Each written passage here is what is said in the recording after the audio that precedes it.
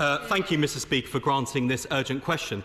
Finally, the invisible man appears. He was largely absent last week during the most disruptive strikes in NHS history, almost as invisible as the Prime Minister, who previously said he doesn't want to, and I quote, get in the middle of these disputes. What an abdication of leadership during a national crisis.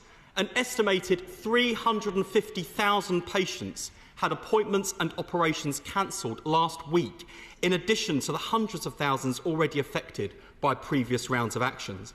And having failed to prevent nurses and ambulance workers striking, the government is repeating the same mistakes all over again by refusing talks with junior doctors. Patients can't afford to lose more days to strike. The NHS can't afford more days lost to strikes. Staff can't afford more days lost to strikes. So isn't it time for him to swallow his pride, admit he has failed, and bring ACAS in to mediate an end to the junior doctors' strike? And Mr. Speaker, last week also saw the RCN announce new strike dates with no derogations and a new ballot. What does he plan to do to avert the evident risks to patient safety? Government sources briefed yesterday that they are prepared to, and I quote, tough it out. Well, that's easy for them to say.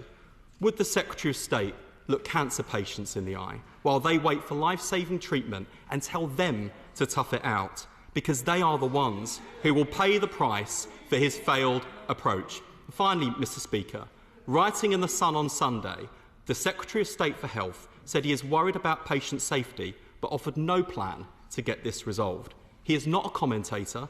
He is nominally the Secretary of State for Health, with the power and responsibility to put an end to these strikes. So when is he going to put his toys back in the pram, stop blaming NHS staff, sit down with junior doctors and negotiate a fair resolution to this terrible, damaging and unprecedented dispute?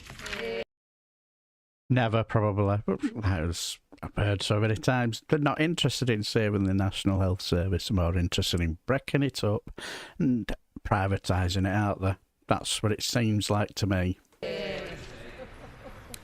Well, Mr. Speaker, the honourable gentleman seems to ignore the fact that we have actually negotiated a deal with the NHS Staff Council, and a deal that that Staff Council has recommended to its members.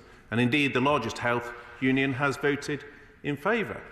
Indeed, it is his own health union that has voted in favour of this deal, and yet he seems to suggest we should tear it up, even though other trade unions are still voting in response to that offer, and their leadership had recommended it.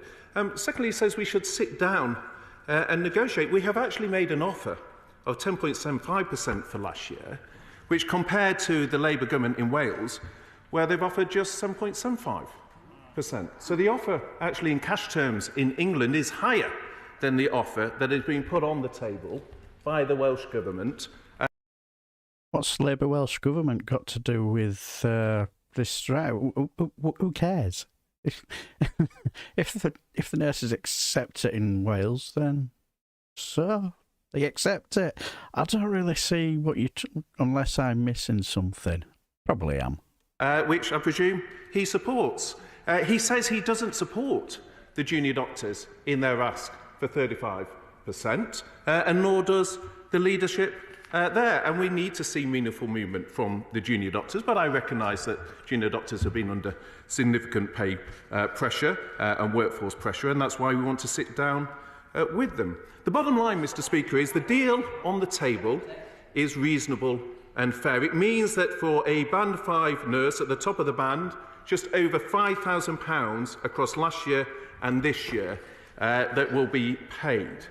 The RCN recommended this deal to their own members, and it was rejected by just under a third of their overall membership. And I think it's hugely disappointing that the RCN have chosen not to wait for the other trade unions to complete their ballot, not to wait for the NHS Staff Council, of which they are a member. Why? Why should they? Why? Why should they? What's it got to do with you, Steve Barclay? It's up to them, innit? To meet, to give their view on the deal, they've chosen to preempt that, not only with the strikes that come before that decision of the NHS Staff Council, but they've chosen to do so by removing the derogations, the exemptions that apply to key care, including emergency care, which is a risk to patient safety. Mr. Speaker, trade unions are continuing to vote on this deal, and the deal on the table is both fair and reasonable, including just over £5,000 across last year and this year for nurses at the top of Band 5. It has been accepted by the largest union in the NHS, including, as I say, the Shadow Health Secretary's own trade union, and it pays more in cash to AFC members than the deal on the table from the Labour government in Wales. And it is a deal that the majority of the NHS Staff Council, including the RCN's own leadership, recommended to their members.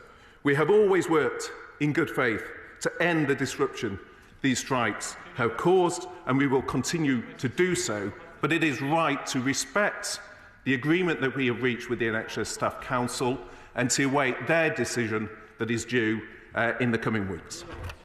I'd love a one in pay to say to Steve Barclay, will my right honourable friend say raspberry ripple? Let's be honest, it's talking dross. They've not done everything in good faith, have they?